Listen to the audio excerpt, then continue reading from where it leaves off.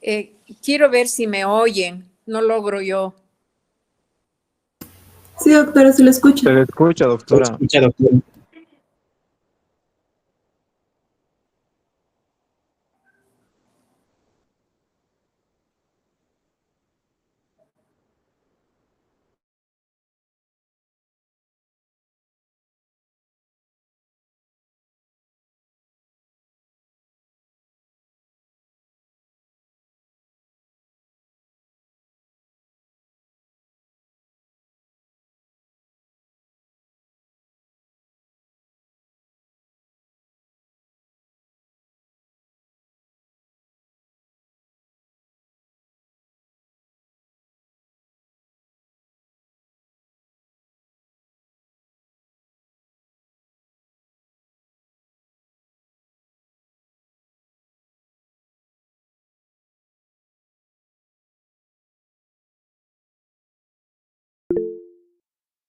Para la identificación de esta patología que justamente ahora que vamos a entrar al invierno se nos va a presentar con una frecuencia mayor que durante todo el transcurso del año. Entonces acá tenemos un corte sagital de la vía respiratoria que comienza en la vía aérea superior, que es en la nariz, ingresa por la faringe a nivel de la tráquea y luego hacia los bronquios.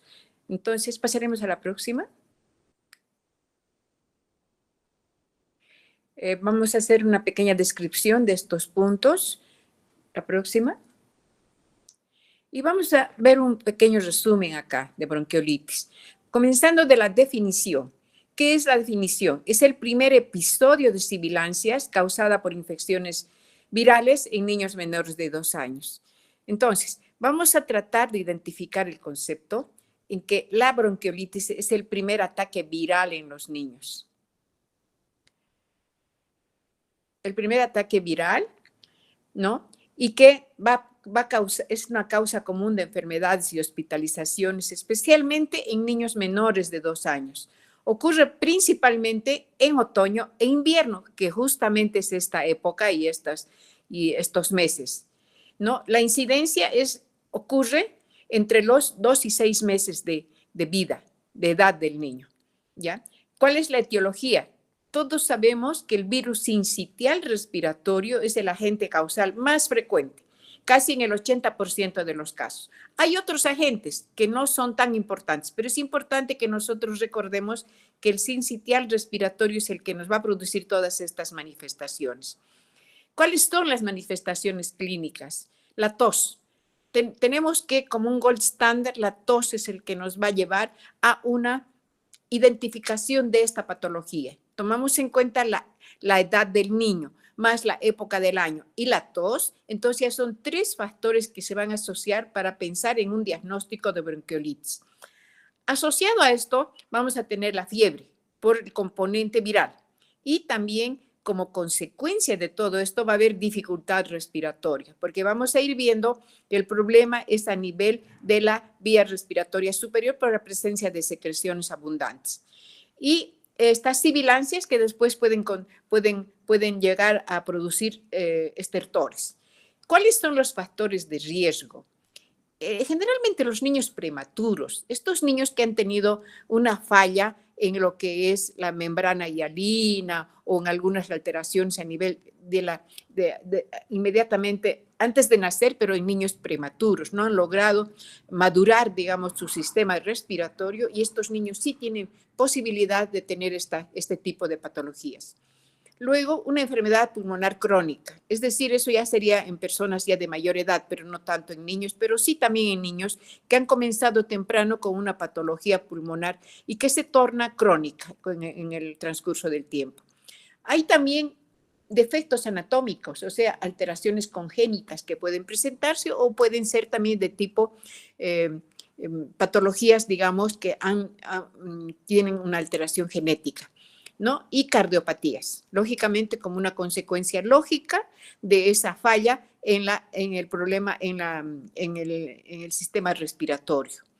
¿Cómo se hace el diagnóstico? El diagnóstico básicamente y fundamentalmente es clínico. Ya les decía, hay 3 factores de riesgo: la edad, la época del año y el problema del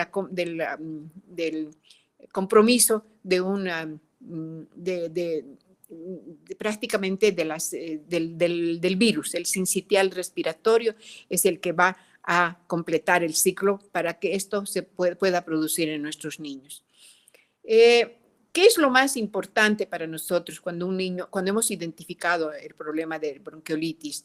Es un manejo hospitalario. Esto no puede ser, a un principio no puede manejarlo a nivel ambulatorio, pero definitivamente es hospitalario porque el riesgo de mayor complicación se nos puede presentar. Entonces, es preferible que nosotros lo manejemos a nivel hospitalario.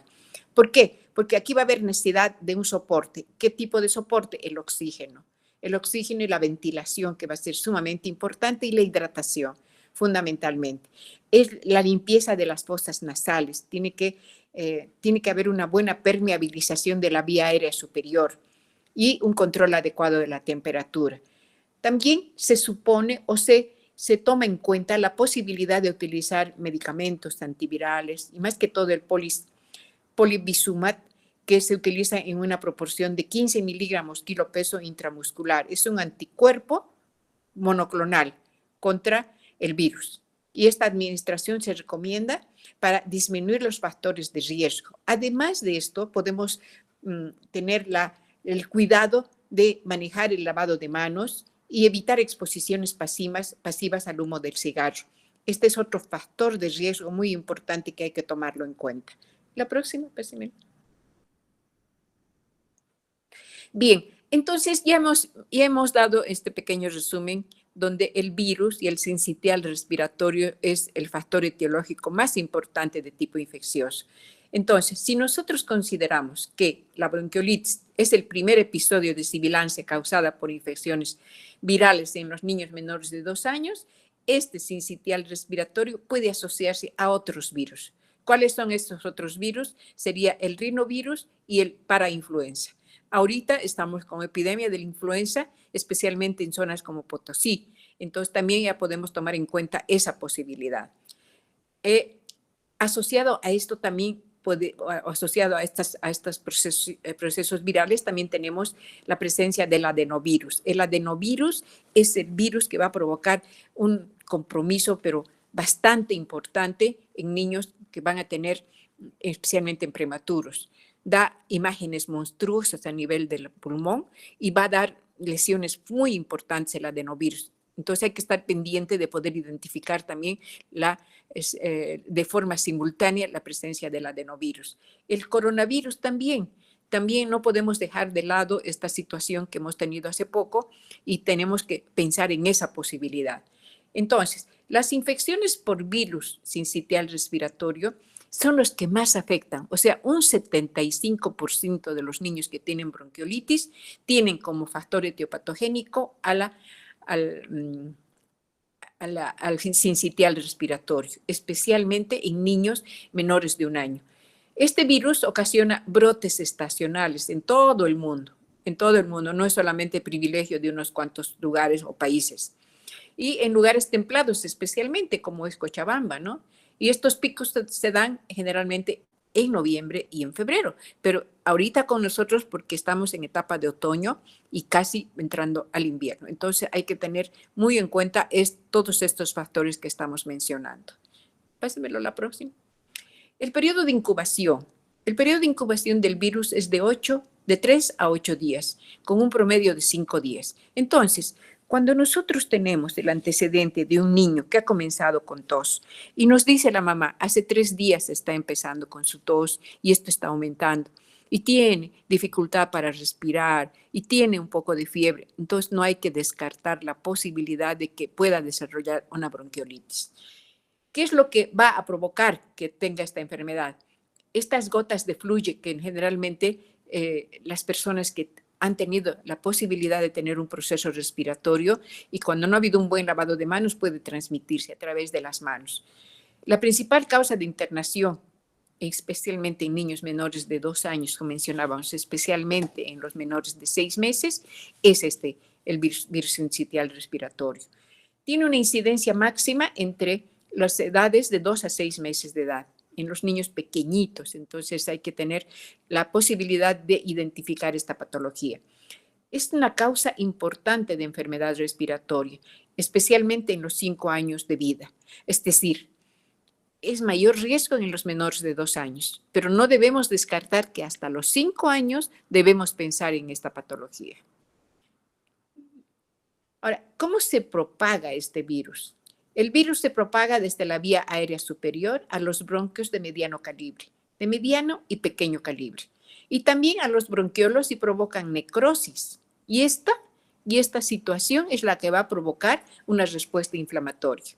El edema y la exudación causan obstrucción parcial y va a producir un atrapamiento aéreo.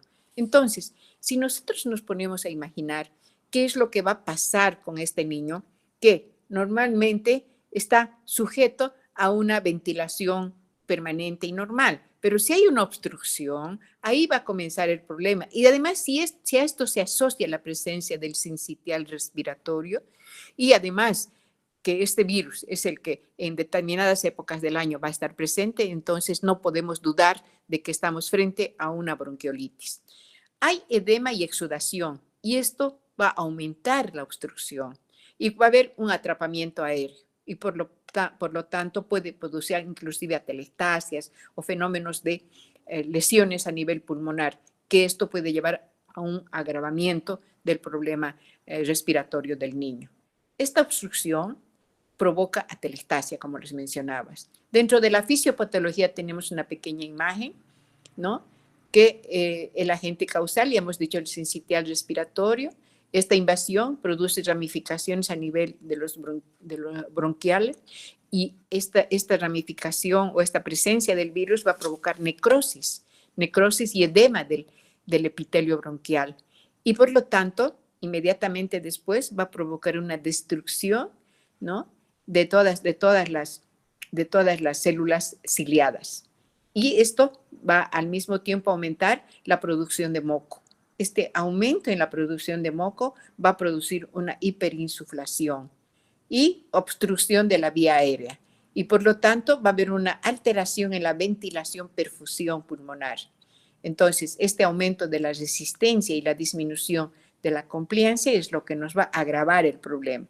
Y esto va a dar la forma clínica, que es la hipoxemia, va a haber acidosis y va a haber hipercapnia.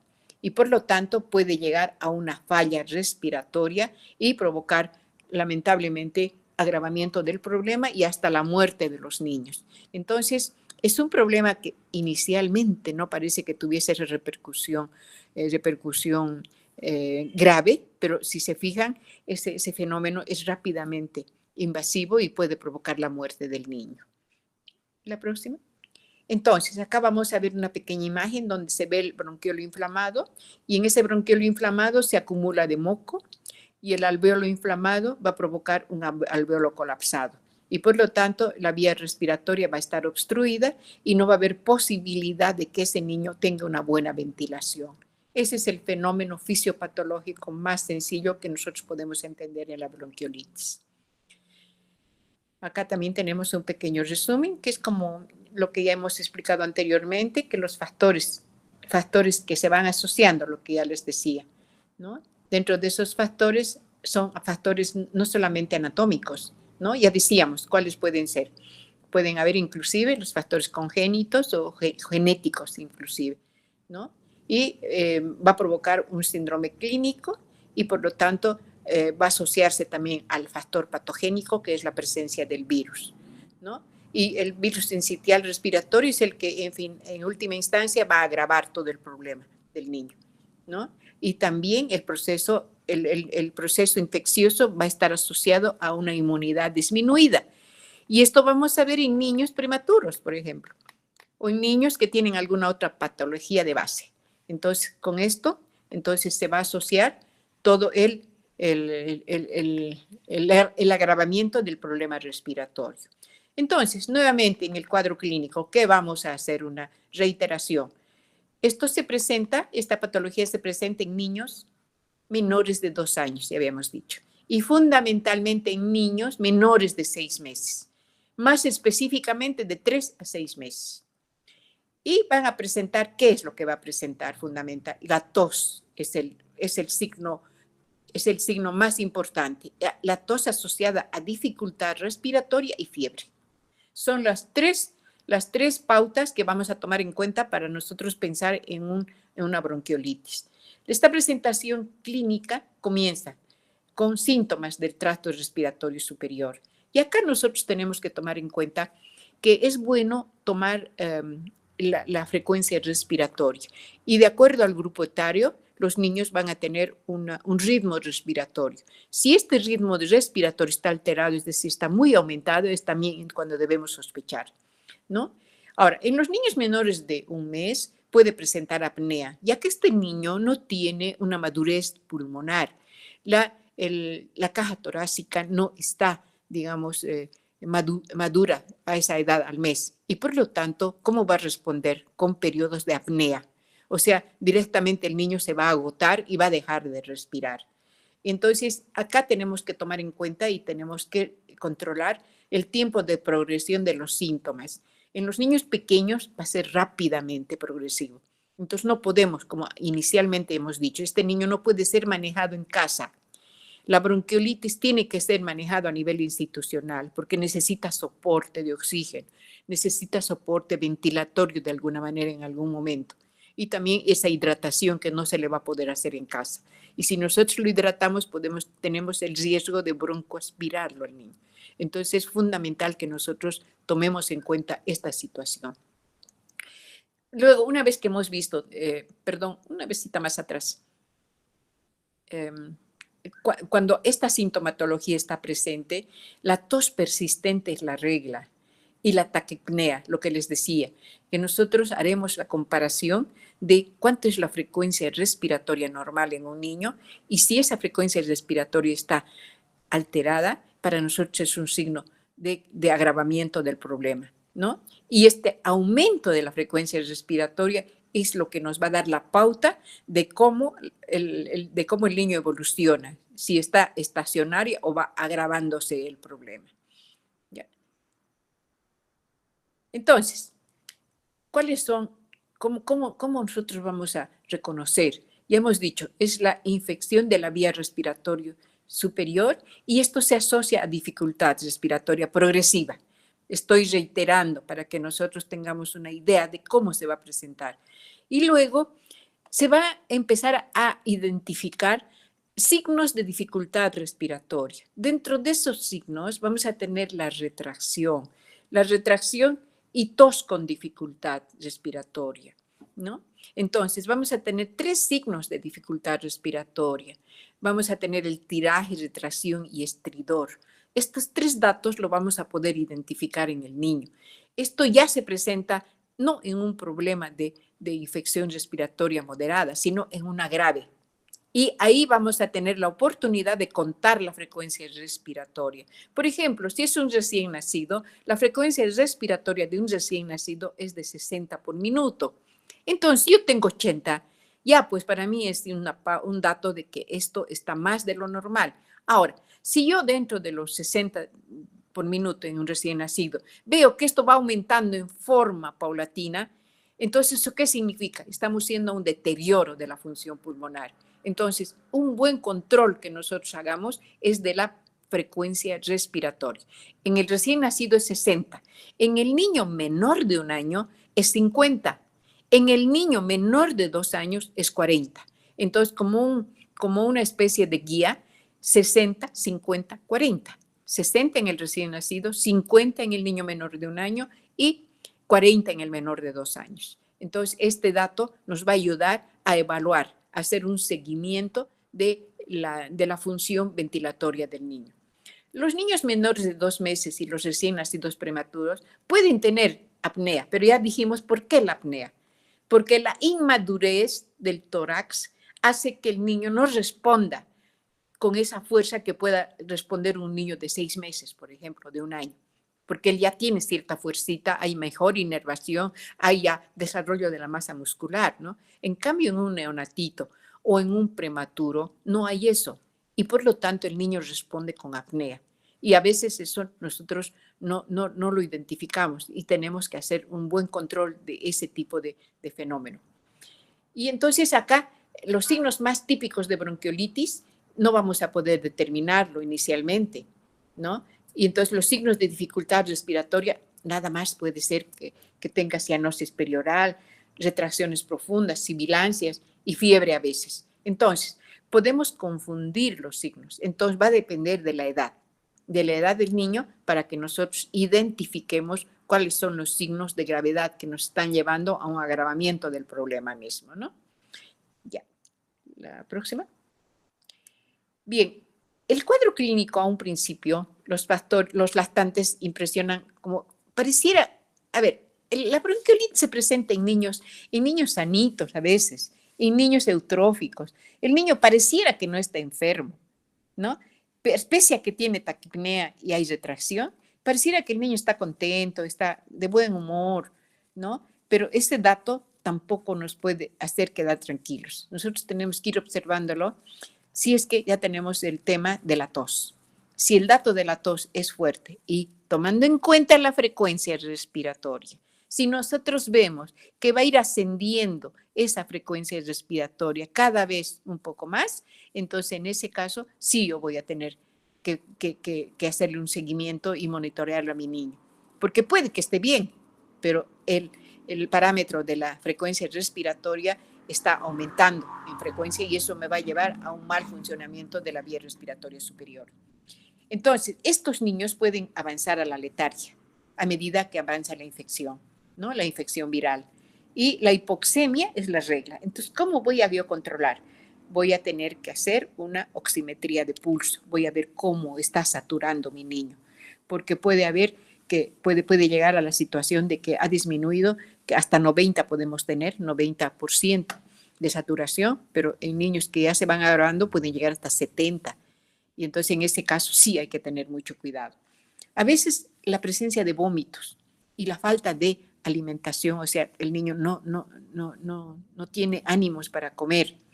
Esto le hace causar deshidratación. Si no está comiendo y no está hospitalizado, entonces aparte de la bronquiolitis vamos a tener el problema de la deshidratación, ¿no? Y un decaimiento por falta de comida. Y si recibe leche, puede haber un proceso que prácticamente estamos comenzando una desnutrición en nuestro niño. A veces con el cansancio, estas respiraciones pueden volverse superficiales. Entonces tenemos respiración superficial, ¿no? Y esto puede llevarnos a una acidosis respiratoria. Entonces, ¿qué es lo que tenemos que hacer? Si está hospitalizado, una gasometría nos va a dar la pauta. Una gasometría va a ser importante y una monitorización a través de la gasometría que vamos a ir haciendo. Ahora, ¿qué vamos a oír a nivel pulmonar? A nivel pulmonar vamos a escuchar sibilancias. Y estas sibilancias pueden tener, además se asocia a expiración prolongada y a veces hay estertores finos. ¿Y en qué momento se va a presentar estertores finos? Esto se va a presentar cuando ya el problema está avanzando, cuando ya ha empezado a entorpecer todo ese proceso de ventilación, entonces a lo mejor ya estamos yendo hacia la atelectasia, porque se están obstruyendo toda la vía respiratoria de los bronquios finos, bronquios pequeños o medianos. Entonces ahí ya tenemos que empezar a tener mucho cuidado en no estar frente a una atelectasia en estos niños. Más de la mitad de los niños, ¿no?, son menores de 18 años y a veces se asocia a otras infecciones, como es la otitis media supurada o subaguda, ¿no? Entonces hay que estar también pendientes de eso porque es por el asociación nariz, oído, faringe, ¿no? Esa asociación puede hacernos sospechar de que también el oído esté comprometido. ¿Ya? Ahora, ¿cuáles son las características clínicas? Ya les decía, la desaturación de la oxihemoglobina puede ocurrir en todas estas circunstancias y también durante el sueño, ¿ya? Estrechando aún más la vía aérea, la vía respiratoria intratorácica. Claro, el niño se cansa, no respira bien y eso le va a provocar hipoxia.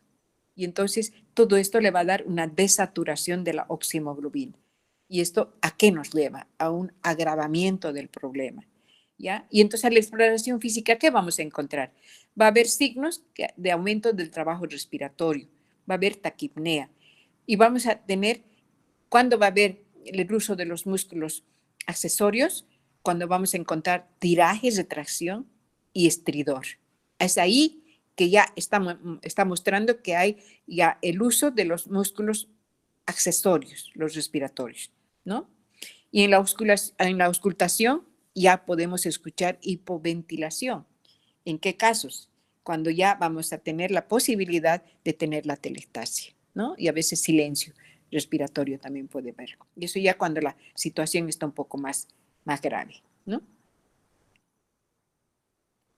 Acá tenemos una tablita, que es la tabla de tal, es la escala de tal. Y tenemos una escala del 0 al 3. ¿Qué es lo que vamos a medir en esto? En esta tablita, en la modificada, la leve se puede calificar con 5 puntos, la moderada 6 a 8 puntos y la grave ya está por encima de 8 puntos. ¿Y cómo vamos a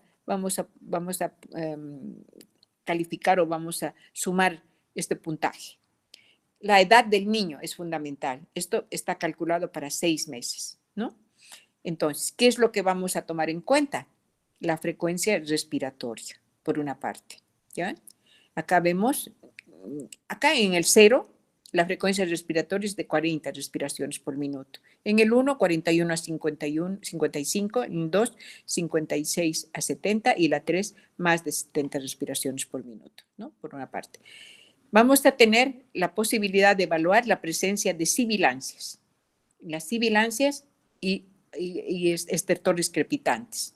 En el grado 0, tiene una frecuencia de 30 a 40, ¿no es cierto? No hay sibilancias ni estertores crepitantes. Entonces, no hay puntaje que se pueda calificar. En cambio, en la 1 ya las sibilancias son audibles, pero solo en expiración, no en inspiración. Y en la 2, estas sibilancias ya son las inspiratorias y expiratorias, ambas, al ingreso y a la salida del aire, ¿no? Y son audibles con fonendoscopio. Y en la grave, y aquí hay sibilancia inspiratoria, aunque sin fonendoscopio, ya se oye, hacia afuera ya se oye esta respiración. Hay sibilancias, ¿no? O sea, es como respiración de gato, ya se tiene en el niño. La retracción en la primera, en el 0, no hay. En la 1, leve. En la 2 ya es moderada y es intercostal. Y en la grave son intensísimas. Hay intercostales y supraesternales. Y luego la saturación de oxígeno. Miren.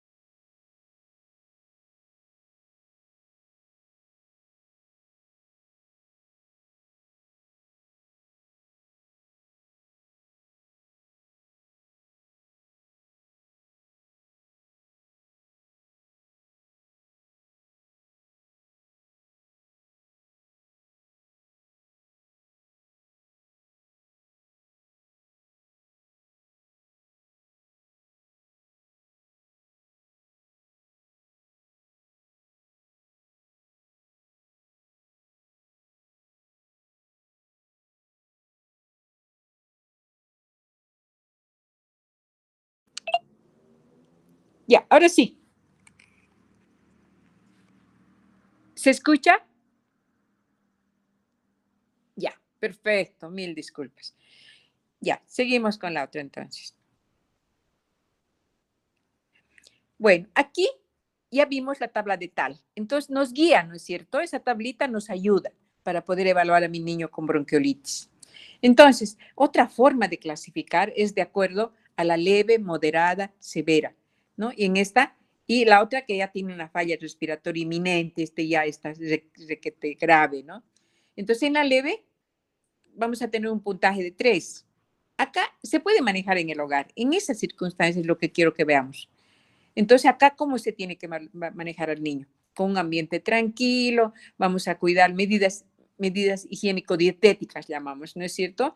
Cuidado en la familia. Y podemos darle corticoide por vía oral, una prednisona oral. Esto me puede ayudar a un poquitito mejorar la ventilación a nivel de bronquiolo pequeño y bronquiolo terminal. La moderada ya va a tener un puntaje de 3 a 7. Este ya tiene que ser manejada en servicio. Ahí ya tiene que haber un aisladito, es decir, una habitación para el niño, solo, ambiente tranquilo, con una posición de confort, con la madre al lado, definitivamente. Se puede hacer la nebulización y a veces ya se usa adrenalina o budesonida. Ustedes saben muy bien que la budesonida es un corticoide broncodilatador, ¿no es cierto? Budesonida y la fluticasona son los dos corticoides que se usan en el asma también.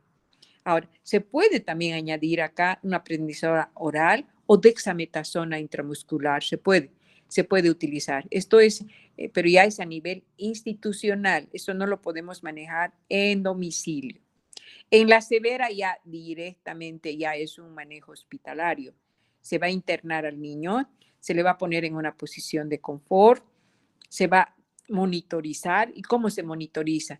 Haciendo un recuento de la frecuencia respiratoria. Se va a hacer la saturometría, se va a hacer la saturación de oxígeno, ¿no? Y se va a hacer también la determinación de gases en sangre cada determinado tiempo. ¿Para qué? Para que manejemos y lo estabilicemos al niño de manera adecuada, ¿ya? Y luego la nebulización, que también se puede utilizar la adrenalina y la budesonida, o sea, el corticoide ya se puede usar. En este caso no estamos hablando, si ustedes se fijan, del broncodilatador famoso, el salbutamol. No, en caso de bronquiolitis no estamos usando esto, ¿ya? Porque se está usando directamente con corticoide. Ahora, cuando ya hay una falla respiratoria inminente y que de verdad ya no se puede manejarlo así con contemplaciones, con ningún tipo de contemplaciones, vamos a ver que este puntaje que damos es de 12 o más. Y entonces en el hospital, ¿qué se hace? Generalmente se le va a colocar al niño en la unidad de cuidados intensivos pediátricos con la posición de confort, lógicamente, se va a monitorizar lo que les he dicho con la administración de oxígeno de acuerdo a la edad del niño, una hidratación parenteral, se le va a poner una vía, ¿no? Se va a utilizar corticoides parenterales, ya dijimos, puede ser la hidrocortisona, puede ser la prednisona o puede ser cualquier otro, especialmente, ¿no? Los dos, hidrocortisona de acción rápida y la prednisona, ya por vía oral, ¿ya? Y también se va a poner el corticoide de budesonida o la fluticasona. Evaluar una intubación. Acá ya hay que pensar en una intubación, porque este niño se nos puede morir por falla respiratoria. Entonces, sí, ya cuando veamos en la tablita y hayamos hecho ya la evaluación de que este niño tiene una falla respiratoria inminente, entonces ahí no hay vuelta de hoja, no hay contemplación que tomar en cuenta, ya lo manejamos de una manera bastante seria, ¿no?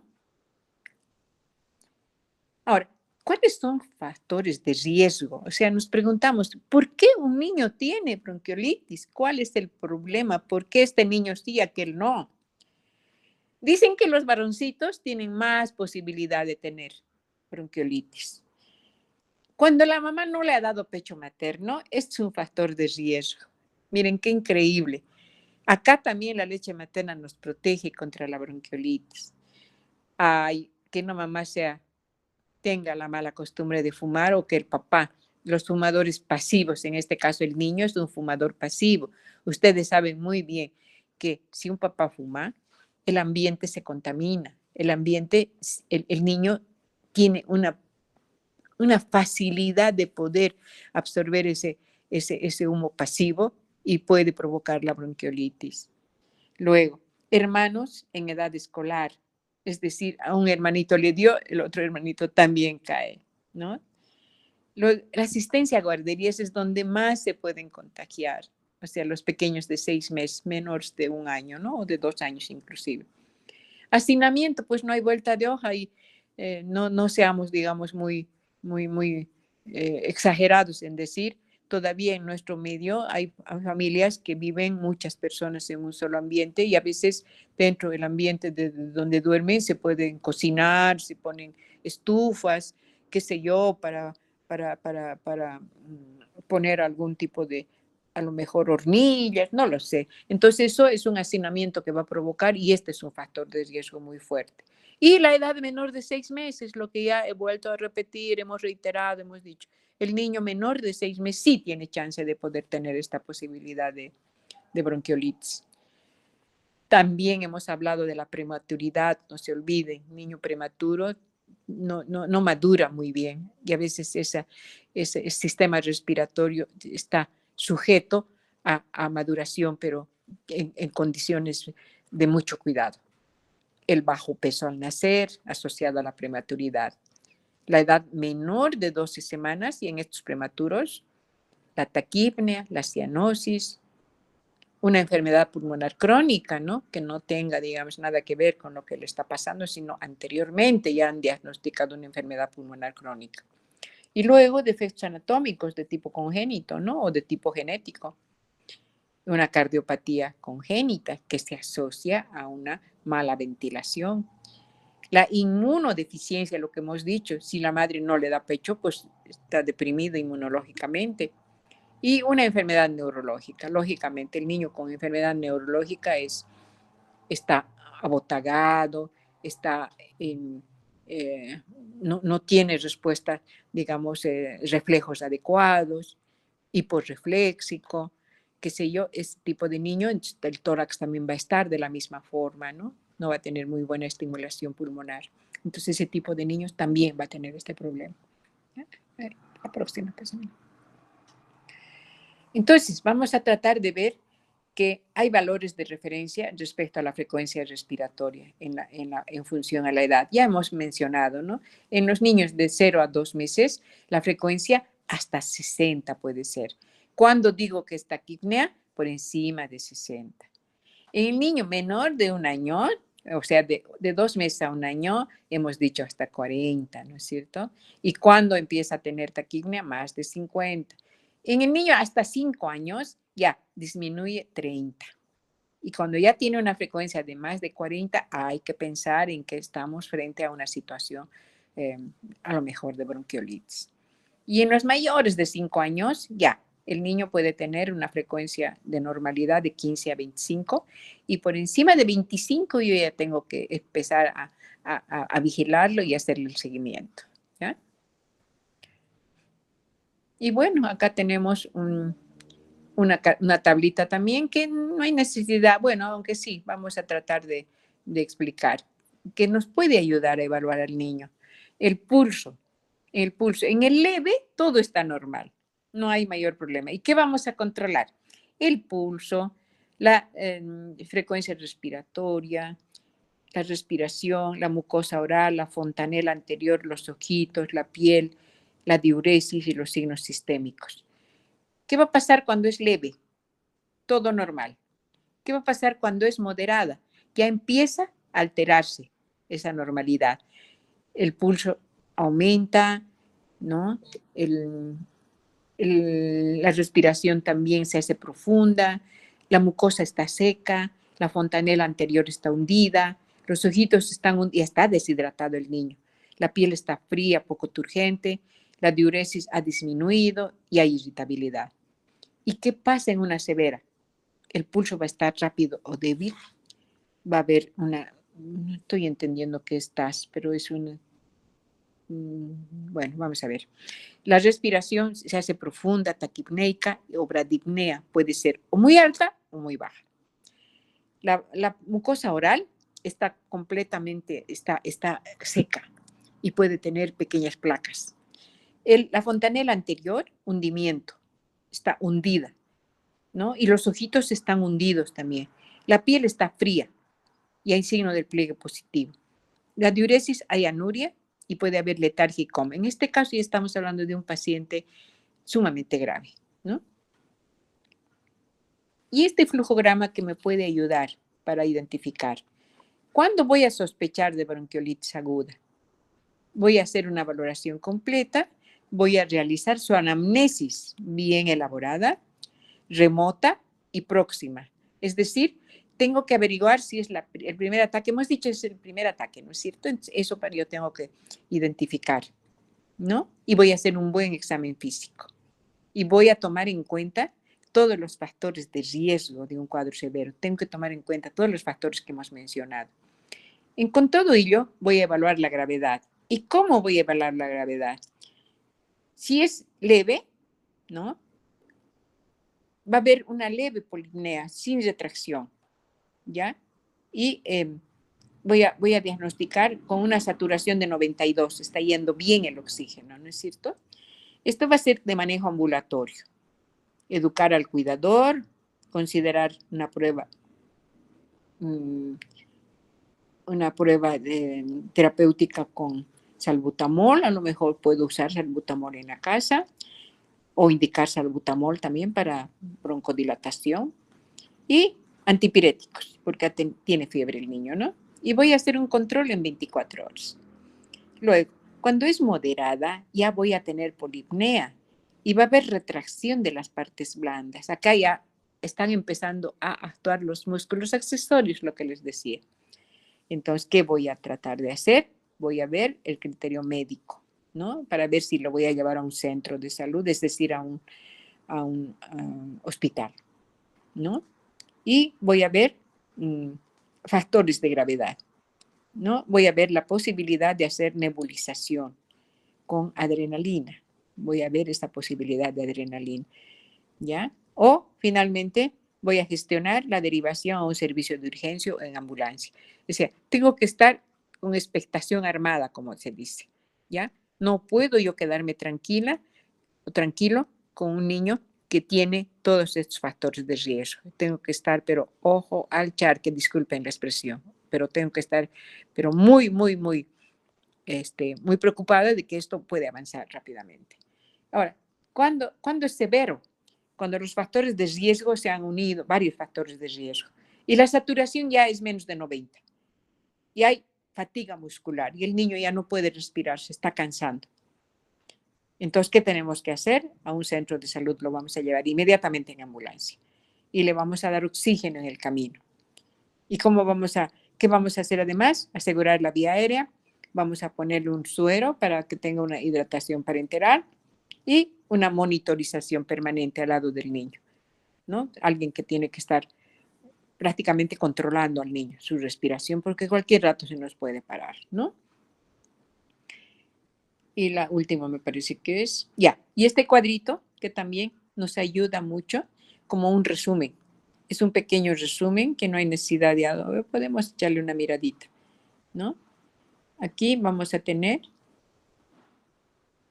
a ver, aquí no se logra ver la primera parte. Ay, ay, ay.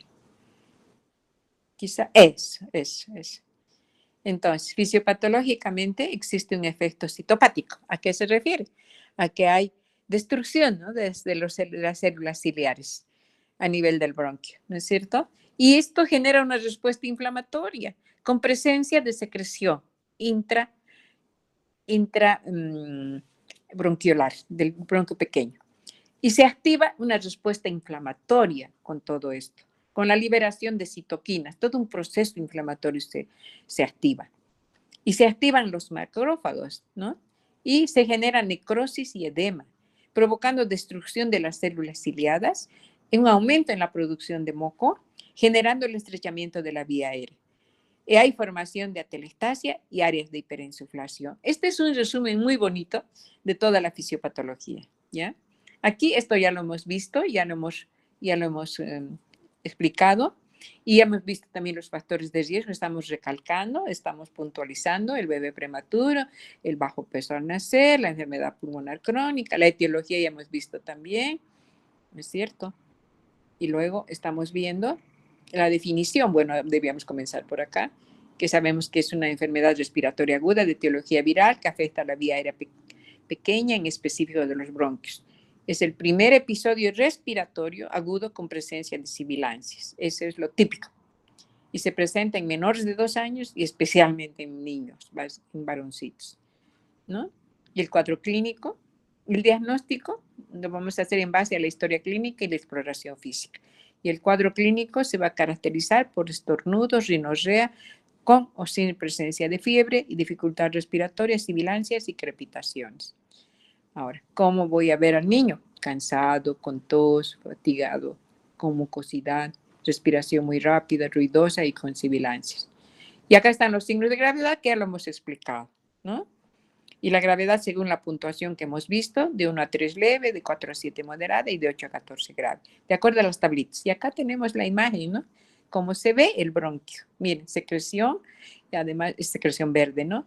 Y el edema, ¿no? A partir de la tráquea, ¿cierto? Y el niño, miren cómo se los ve súper insuflado, ¿no? No hay un tratamiento farmacológico específico, ¿no? Para el niño. Se puede hacer con oxigenoterapia, se puede dar, ver la saturación de oxígeno, se puede administrar adrenalina o salbutamol, dependiendo de con cuál queremos hacer broncodilatación.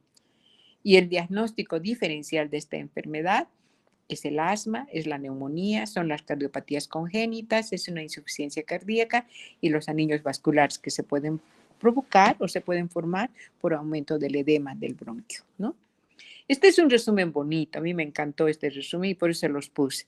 Y teniendo nada más, el cuadrito es este, teniendo nada más este cuadrito, ustedes ya tienen una idea clara de la enfermedad, de la bronquiolitis. Creo que este fue el último, o no sé si hay un hito más. Ah, sí, esto es un algoritmo también, bueno, se los he puesto un montón de algoritmos. Ya, estamos reiterando esto, está repetido. Ahora, estito, a ver, este ultimito, penúltimo. Estito. ¿Qué debo hacer para controlar la bronquiolitis? Son consejos caseros. ¿Qué tiene que hacer la mamá? Y esto quiero que lo lean con calmita, porque esto ya, digamos, escapa a nuestro manejo técnico, pero para las mamás es bien interesante. ¿Qué le voy a explicar a la mamá? ¿No? Le voy a decir, es un problema infeccioso causado por un virus, que está en la vía aérea, está de los más pequeñitos, especialmente de los 2 años. Luego, ¿qué tiene que hacer la mamá? Asegurar que ingiera líquidos frecuentemente, elevar la cabecera de la cunita o de la camita, mantener la temperatura ambiental no superior a 20 grados. No hay que abrigarlo demasiado al niño.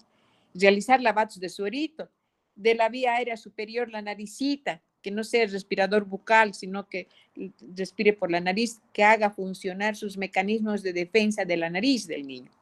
¿Ya? Luego, tomarle la temperatura varias veces al día, si es que tengo sospecha de bronquiolitis, y mantener un ambiente tranquilo, realizar comidas más frecuentes y menos abundantes. Entonces, es importante observar si hay dificultad para respirar, si hay incremento de la frecuencia respiratoria, más agitación, apnea, rechazo de alimentos o vómitos, acudir a urgencias con la mayor brevedad posible, ¿no? Y con esto creo que les he dado todas las pautas para que ustedes puedan reconocer una bronquiolitis. Este es un tema muy bonito, les digo bonito en el sentido de que se puede hacer algo. Si es que actuamos de manera rápida, si es que identificamos el problema de manera muy sistemática y muy práctica, podemos perfectamente salvar al niño. Y estamos entrando en esta época y por lo tanto creo que esto les va a servir de mucho. Esas tablitas que se los he puesto les va a ayudar. Ojalá puedan sacarlo y puedan hacerle tener una ayuda a memoria para ustedes. No solamente para el examen ni nada, sino también para la parte práctica, en el manejo, en el internado ya que ustedes van a tener. ¿Ya? Bueno, con esto pues gracias por su atención y mil disculpas, por favor.